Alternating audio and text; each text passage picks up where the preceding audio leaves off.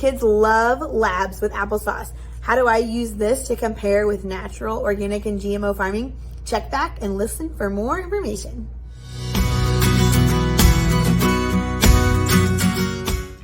Hi everyone, welcome back to the channel. One of the next labs I want to talk to you about is our applesauce lab. My kids love doing this, and I normally try to do it in the fall during Johnny Appleseed week, and we really try to tie all of that kind of stuff in. We also tie it in with my paper that we do in my food science class, natural, GMO, organic, conventional farming, and how all of that kind of plays a role in with each other.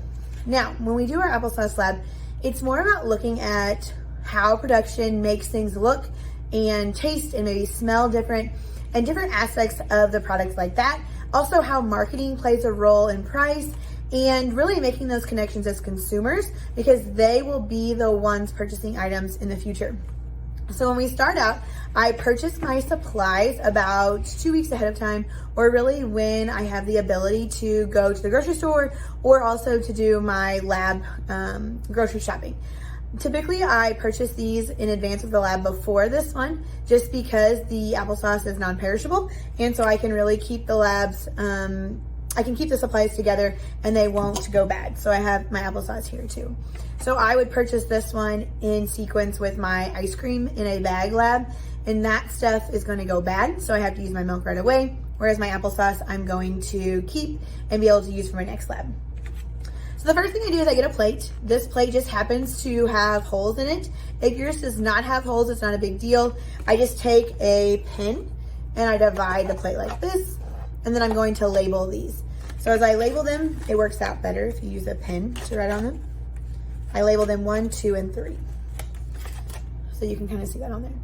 When the lab starts, I do not let the kids see what type of applesauce I have. I want them to look at it. I want them to taste it. I want them to smell it. I want them to compare and contrast. We make hypothesis at the beginning of the lab, and that's all in the lab worksheet packet. It's in the Apple bundle that you can find in my Teachers Pay Teachers store, and I'll link it to the bottom of this video. But I really want them to see the difference of the color and kind of how that looks and what that compares to and things like that. So we're gonna switch views so that you can actually see the applesauce. So as a teacher, you can kind of understand what we're looking at. So as you can see here, I have my first applesauce in there, and this is gonna be just my normal applesauce. That's just gonna say applesauce. And you can kind of see that it's number 1 here. It has that color. I also do an unsweetened applesauce. Walmart actually substituted my unsweetened for these pouches, but it has the same concept and things like that. I sometimes like to get them all in containers, but it is what it is when I get it shipped to my school. Then I do an unsweetened applesauce, no sugar added. You can, if your school is really weird about food and contamination and things like that, you can get it all in separate pouches. But you can already see the different colors. So see the lighter color of this applesauce versus this one is going to be a little bit chunkier versus this one's going to smooth out a little bit. And the kids can really, the light's a little bit different as it goes closer, but the kids really like this lab because they can see the different aspects of it. So now we're going to taste it. We're going to look at it. We're going to smell it. I let them rinse out their mouths with water in between each lab, or between each applesauce, so they can really kind of look at the difference of it.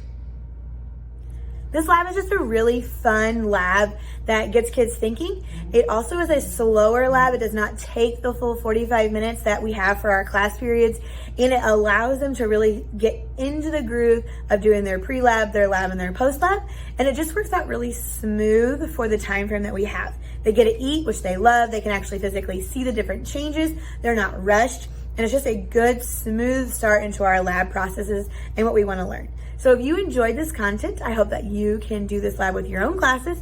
I'll link the Teachers Pay Teachers product that goes with this lab down below, or feel free to make up your own stuff, and that would be great as well. If you like this video, please like, subscribe, and come back for more videos.